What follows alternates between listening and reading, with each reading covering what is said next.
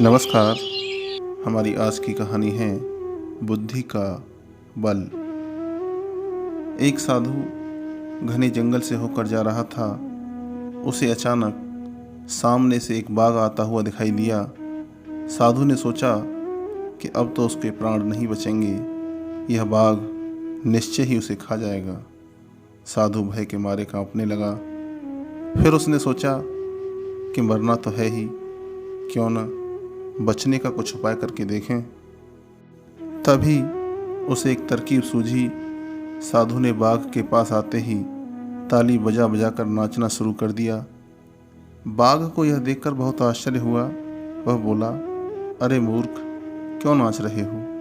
क्या तुम्हें नहीं पता कि मैं तुम्हें कुछ ही देर में खा जाऊंगा? साधु ने कहा, अरे बाघ, मैं प्रतिदिन बाघ का भोजन करता हूँ। मेरी झोली में एक बाघ तो पहले से ही है, किंतु यह मेरे लिए पर्याप्त नहीं है। मुझे एक बाघ और चाहिए था। मैं उसी की खोज में जंगल में आया था। तुम अपने आप मेरे पास आ गए हो, इसीलिए मुझे खुशी हो रही है। साधु की बात सुनकर बाघ मन ही मन कुछ डरा। फिर भी उसे विश्वास नहीं हुआ। उसने साधु से कहा, तुम अपनी झोली वाला बाघ मुझे दिखाओ।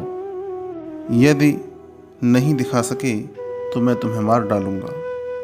साधु ने उत्तर दिया, ठीक है, अभी दिखाता हूँ, तुम जरा ठहरो, देखो, भाग मत जाना।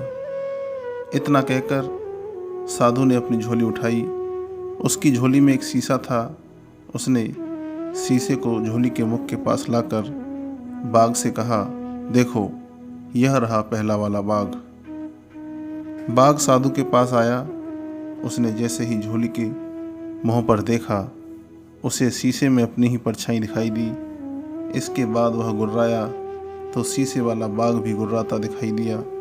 अब बाघ को विश्वास हो गया कि साधु की झोली में सचमुच एक बाघ बंद है। उसने सोचा कि यहाँ से भाग जाने में ही फायदा है। वह पूंछ दबाकर साधु के पास से भाग गया। वह अपने साथियों के पास पहुंचा और सब मिलकर अपने राजा के पास गए। राजा ने जब सारी घटना सुनी तो उसे बहुत क्रोध आया। वह बोला, तुम सब कायर हो, कहीं आदमी भी बाघ को खा सकता है? चलो, मैं उस साधु को मजा चखाता हूँ। बाघों का सरदार दूसरे बाघों के साथ साधु को खोजने चल पड़ा। इसी बीच साधु के पास एक लकड़हारा आ गया था। साधु उसे बाघ वाली घटना सुना रहा था। तभी बाघों का सरदार वहां पहुंचा। जब लकड़हारे ने बहुत से बाघों को अपनी ओर आते देखा तो डर के मारे उसकी घिघी बंध गई।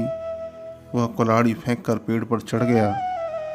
साधु को पेड़ पर चढ़ना नहीं आता था। वह पेड़ के पीछे छिपकर बैठ गया। जो बाघ साधु के पास से जान बचाकर भागा था, वह अपने सरदार से बोला, देखो सरदार, सामने देखो, पहले तो एक ही साधु था, अब दूसरा भी आ गया है।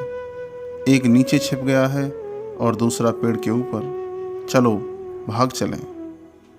बाघों का सरदार बोला, मैं इनसे नहीं डरता। तुम सब लोग इस पेड़ को चारों तरफ से घेर लो ताकि ये दोनों भाग न पाएं। मैं पेड़ के पास जाता हूँ। इतना कहकर बाघों का सरदार पेड़ की तरफ बढ़ने लगा।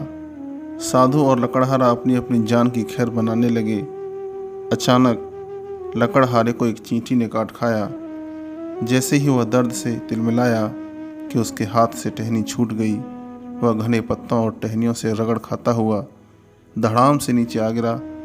जब साधु ने उसे गिरते हुए देखा तो वह बहुत जोर से चिल्लाया, बाघों के सरदार को पकड़ लो, जल्दी करो, नहीं तो यह भाग जाएगा।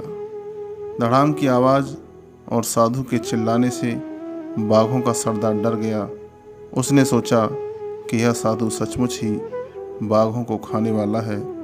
वह वहाँ से उल्टे पैरों भागने लगा। उसके साथी भी उसे भागता हुआ देखते ही सिर पर पैर रखकर भाग खड़े हुए। और इस प्रकार साधु और लकड़हारे की जान बच गई। इस कहानी से हमें यह शिक्षा मिलती है कि बुद्धि हमेशा बल पर भारी पड़ती है। चाहे कितनी ही विकट परिस्थितियां हों, हमें हमेशा बुद्धि का प्रयोग करना चाहिए। दोस्तों, अगर आपको हमारी यह कहानी पसंद आई हो तो इस वीडियो को लाइक कीजिए, ज़्यादा से ज़्यादा शेयर कीजिए और हमारे चैनल को सब्सक्राइब जरूर कीजिए। धन्यवाद।